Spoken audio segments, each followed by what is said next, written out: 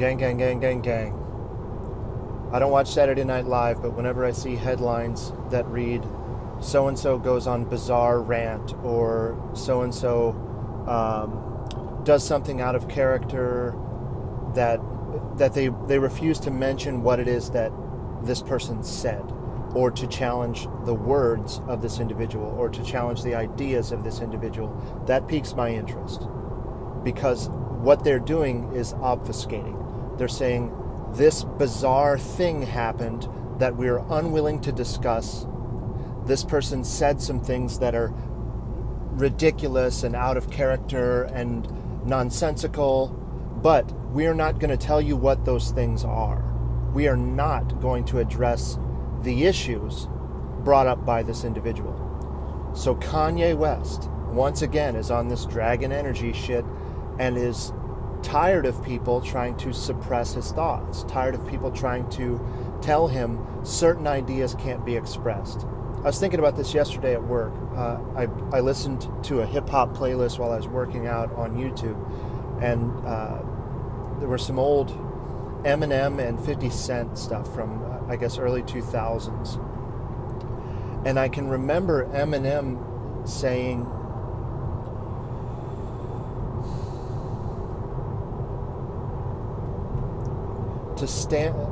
push this generation of kids to stand and fight for the right to say something you might not like. It's white hot light that I'm under. And so at the time, this is the Bush administration. We had, I believe, just launched the war in Afghanistan, and Eminem is riffing about how his Shady Records building was not quite a minute away from the Twin Towers. Hey guys. And he's under attack from the same media that is now attacking Kanye West for saying things that they don't want said, for challenging popular narratives. So at the time, the media was fully on board with going to war in Iraq and Afghanistan. Following the collapse of those 3 towers in New York, the attack on the Pentagon, and the downing of that plane in Connecticut, the media was frothing at the mouth. All of these war hawks were giddy with excitement at the prospect of going to war, because these people own stocks and own majority shares in companies that profit from warfare. When you own the bombs and the band-aids, it doesn't matter where the war is, you're profiting from both directions. So to hear Eminem's words then, and to see his words now in regard to the president who is withdrawing troops and trying to ease up on warfare, and at the same time promoting freedom of speech, these are conflicting positions. So his speech was under attack at that time, and he makes it known in his rhymes that, look, I'm under a spotlight here, and I'm using this platform to say things that are true, and the media is trying to suppress what I'm saying. Politicians are trying to suppress what I'm saying. Everyone around me is trying to suppress what I'm saying. They're saying, you can't have these ideas. This is thought crime. You can't say that. So the counterculture has inverted.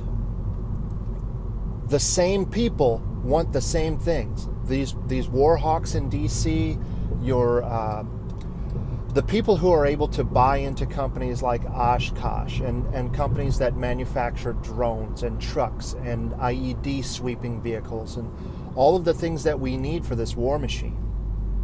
These people are really, really upset that the president is promoting peace throughout the Middle East, that he's promoting peace in the Korean Peninsula, that he's promoting peace and negotiation for NAFTA, for free trade agreements, for the Trans-Pacific Partnership, for trade with China, for trade with Russia.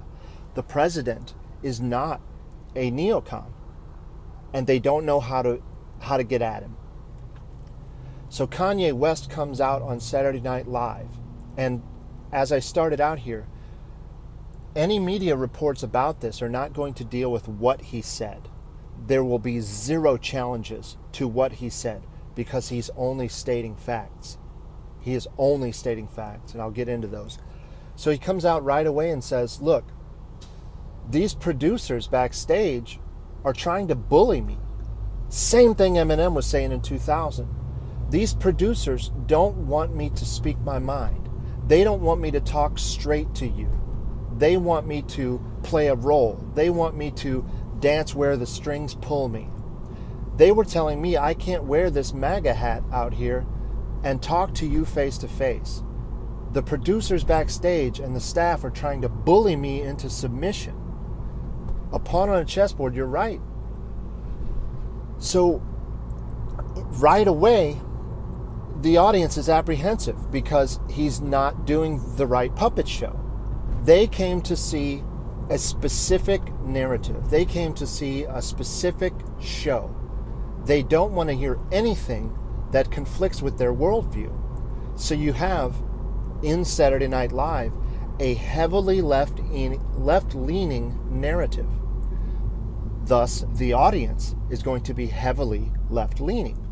So when you come out and say things that challenge the preconceived notions and prejudices of the audience, they're going to react as if they're experiencing cognitive dissonance, nausea, upset, anger, fear, resentment, rage, anxiety. All of the symptoms of cognitive dissonance can be seen in real time in this audience, where you have 2 or 3 people cheering for what Kanye is saying, and the rest of the audience doesn't know what to do because they're confronted with the unknown. They just saw the dragon before their eyes, and they've never had to face it, because we get into these echo chambers where we're only hearing people that agree with us. People at work all seem to agree with us. Why? Because they're vetted by bosses who all think the same.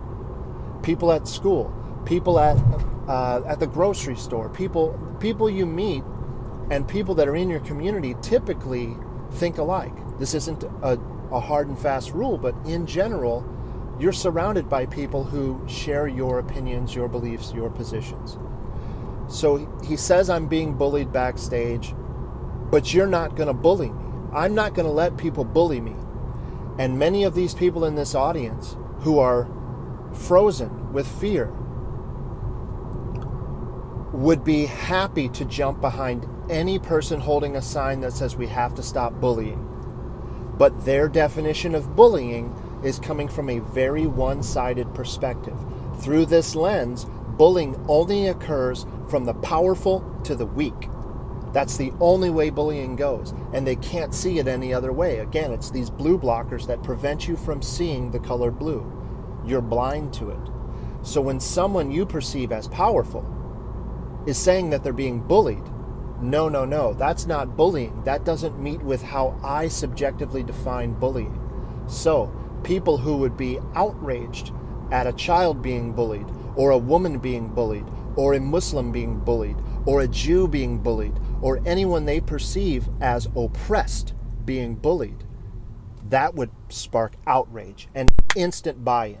But since it's Kanye West and he's saying things that you don't agree with, that's not bullying. He then goes on to say, I'm not going to be bullied. Let me talk to you about something. 90% of the media out here, these people that are backstage, these producers, news channels, newspapers, the media apparatus, 90% of the media is leftist. No, he's lying. No, that's not right. He's saying something that, again, conflicts with my worldview. It's hitting me where it hurts. That blind spot that I don't want to look at, that shadow self, he is highlighting that shadow self in my mind. I've compartmentalized that and put it away. I don't want to hear anything that tells me I'm wrong, and I refuse to hear it. So you get some boos, and again, you have people clapping like, he's fucking right. But it's an overwhelming minority that knows he's right. And that is because of the audience that this type of show attracts. So he's red-pilling people who are either going to reject it when faced with that cognitive dissonance, or they're going to integrate that new knowledge, go and look it up, verify it for themselves, and rebuild their conception of the world. This is how we deal with cognitive dissonance. We double down, or we accept new information possibly change our position, or integrate it into our worldview. So he says 90% of the media is leftists. Progressives, liberals. I consider myself liberal, but the definition has changed. I'm economically conservative, socially liberal. I think you should be able to fuck what you want, eat what you want, smoke what you want, drink what you want, whatever you want to do. I just don't want to pay for it. It's a pretty sound position, I think. That's classical liberalism, but the term liberal now is applied to people who are, for the most part, communists and socialists. It's just been rebranded. People who are authoritarian, but on the left authoritarian, as opposed to authoritarian and on the right. Think of like Republicans that want gay marriage outlawed, or that they want all drugs illegal, or you get my point. He says 90% of the media is leftists. Is he wrong? Are we going to challenge that claim? I don't think we're going to challenge that claim publicly because we can't. When we look at the data, and it shows that of journalists who made contributions to political campaigns nationally, 98% of those donations, I'm sorry, I'm saying that wrong. 98% of those journalists' contributions went to the Democratic Party. 98%. So, when Kanye says 90% of the media is leftist, he's understating it. It's actually closer to 100%. Statistically, 98% of those contributions from journalists, just journalists. These are the people who are giving you objective, dispassionate, honest, hard-hitting journalism, right?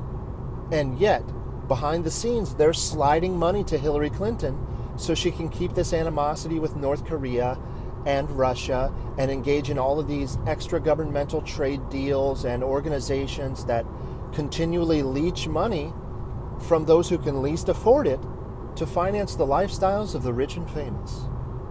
This is the establishment candidate, and the journalists who are supposed to be holding power to account, which is their fucking job, are donating money to these people who want war, who want famine, who want social control, who want economic control, who want authoritarian government dictatorships. This is who is giving you honest journalism. And the president calls him fake news, and people call him a liar. Operation Mockingbird. Look up that term. Tell me what it means. If any of you guys have a clip, a well-edited clip of Kanye's words on Saturday Night Live, something that has clear audio, clear visual, I would really appreciate that if you would send it to me. Moving on. He talks about welfare ghettos, the Democratic plantation. I believe he uses a different word for that confinement in these welfare ghettos. But again, is the media going to challenge the claim that he's making, or are they going to say that he is, as you said, Ghost, has lost it? Mental problems, unfit, off his medication, crazy, baseless accusations, out of nowhere, bizarre behavior. Are they going to attack the man, the ad hominem at the man? Are they going to attack the man or the idea or the words?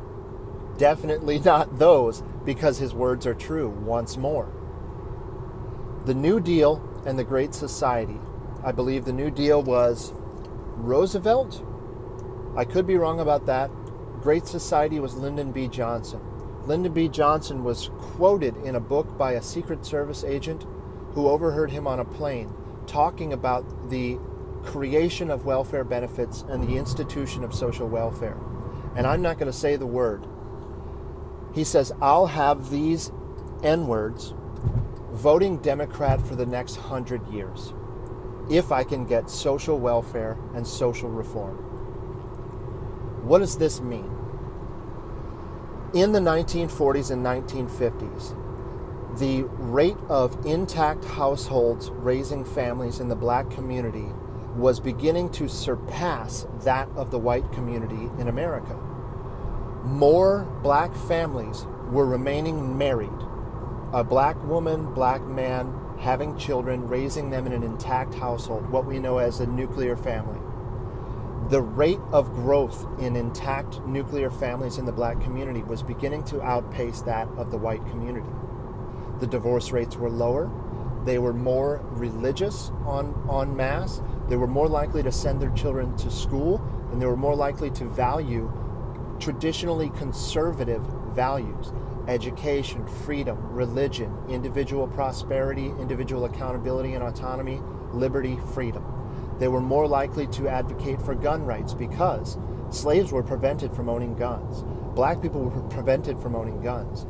When they had the right to own and bear firearms, that changed the whole dynamic that existed prior to that. So, Democrats, historically the party of slavery, the party of Jim Crow, the party of the Ku Klux Klan, the party of racism, the party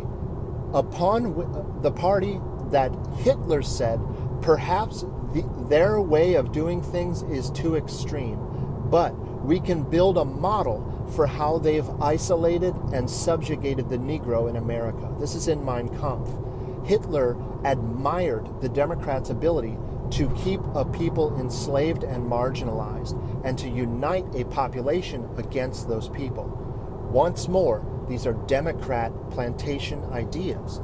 So, the Democrat, progressive, liberal, whatever you want to call it, party creates social welfare. What does social welfare do in a practical sense? If you are a mother of, let's say, 3 children, if you have a man in the house, a primary breadwinner, a husband, etc., you are not qualified for those benefits.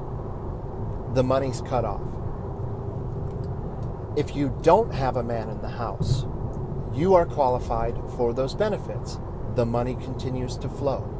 So what welfare is doing is paying women to keep men out of the house. What does this do? It imbalances the child. The child does not have a feminine role model and a masculine role model with which to imprint and construct their personality.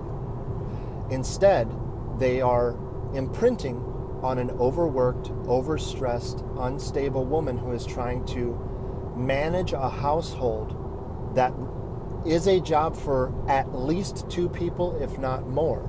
Yeah, the great switch. Listen to what Dinesh D'Souza has to say about that great switch. Fact-based, but he also delivers it in a way that's appealing to intuitive thinkers.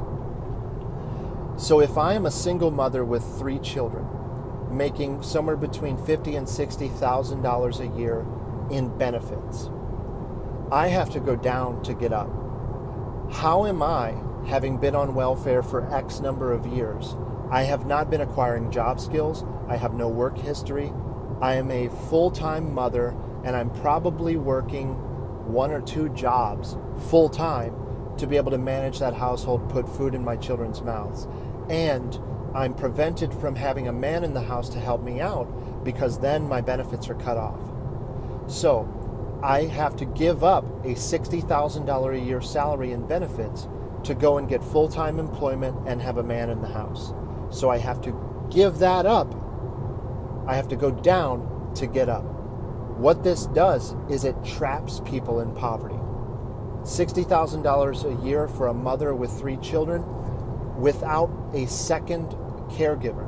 So it would be one thing if she were working for $60,000 a year and had a husband or a wife or someone there caring for the house, caring for the children, managing to and from school, all of these things that full-time moms do. This immensely valuable skill that we just say, oh no, the state can take care of that. Anyone can a nanny can replace a mother, right?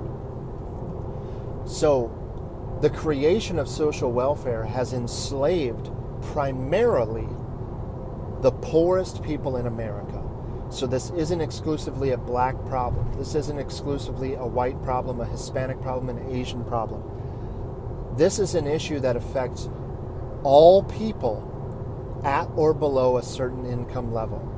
Typically that income level is associated with IQ, with skills, with culture, with a number of things that have to do with your upbringing, your genetics, your background, your family history, how soon did you arrive in the United States, an infinite number of variables. But Kanye says that welfare created by Democrats has led to fatherlessness. I just laid out the case for how we are paying for fatherlessness. And there's a book that was within the last year, I believe, that talks about creating employment-resistant personalities. What does this mean? People who are employment-resistant. Big five personality. I'll get through this pretty quick, hopefully.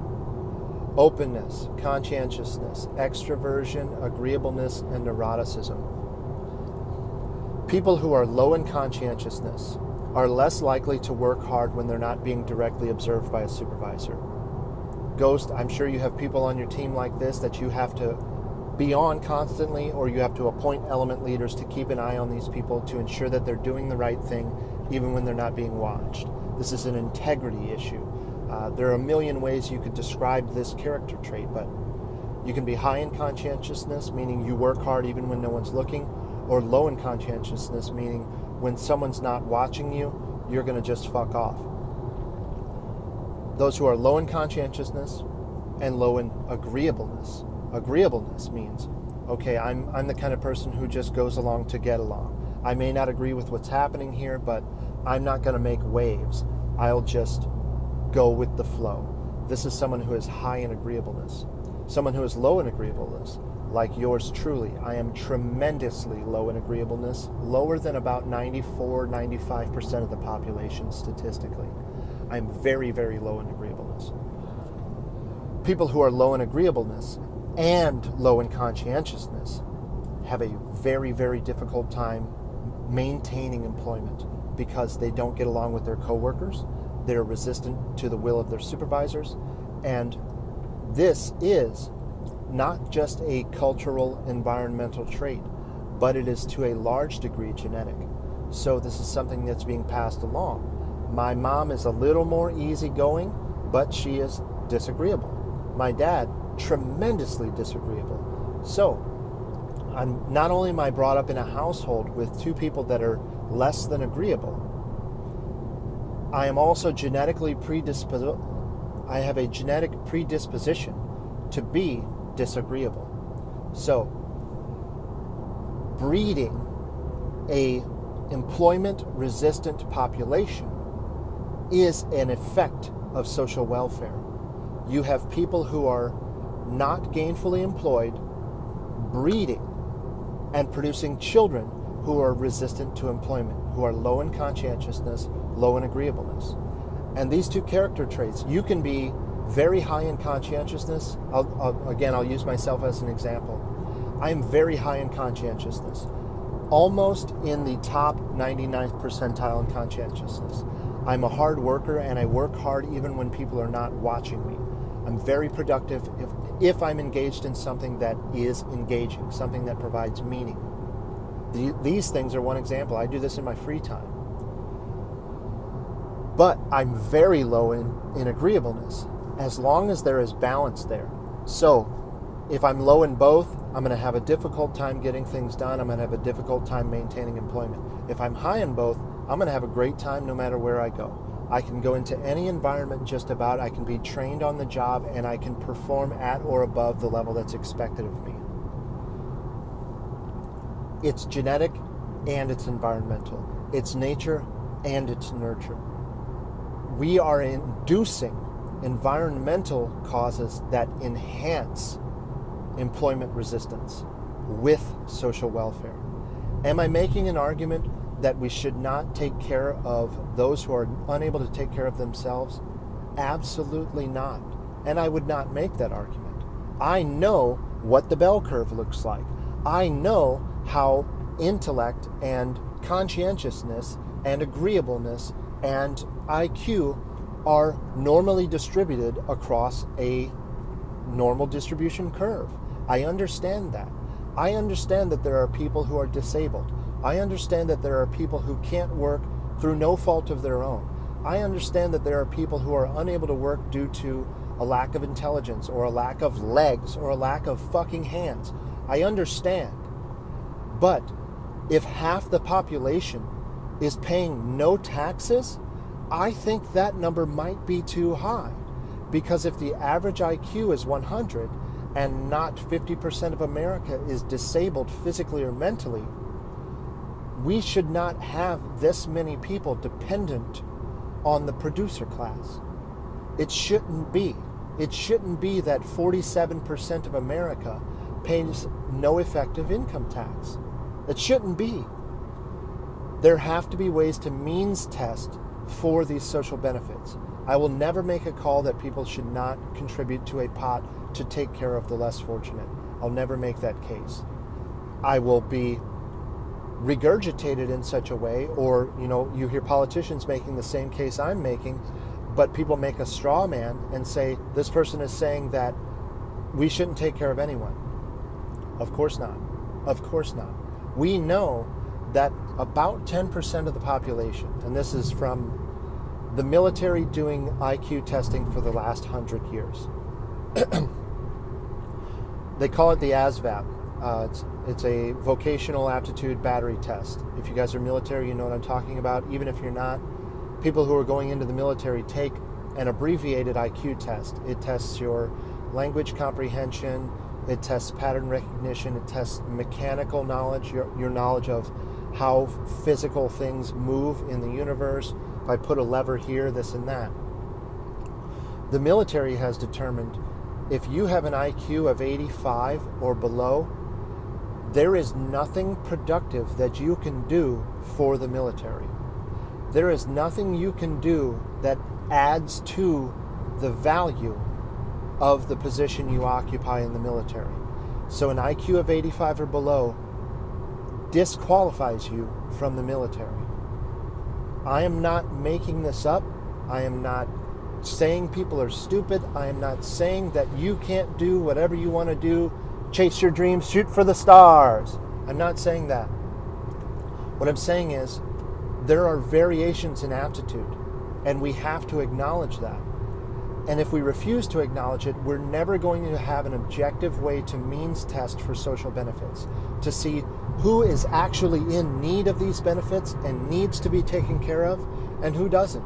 Who is freeloading, who is free riding, who is consuming benefits needlessly. I won't exhaust that point. Kanye West is pointing his finger at a real problem. And what the media is going to do, and I've seen individuals doing this already on social media, people who are normally all about free speech and free thought and don't let the system suppress your ideas and be what you want to be and say what you want to say. Telling Kanye to shut up. Telling Kanye that's wrong thing. Telling Kanye you've gone crazy, man. You're a puppet. You're a tool. You're a mechanism of the patriarchy. You're just somebody paid you to say this. It's hilarious. It's hilarious to see people holding absolutely conflicting positions from one day to the next, depending on what's being said and what is the topic du jour. The media will not address the claims Kanye West is making. Instead, they will construct straw men and attack them, or they will attack Kanye's character directly. Nothing to do with the media bias. Nothing to do with him being bullied by producers. Nothing to do with welfare leading to fatherlessness and poverty. They will not address the claims he's making. Instead, they will attack him. And it's predictable. This just happened. I haven't seen any coverage in the mainstream media, but I am willing to stake my reputation on it that this is going to be the narrative. Kanye has lost it again. Tell me I'm lying. We'll see you guys.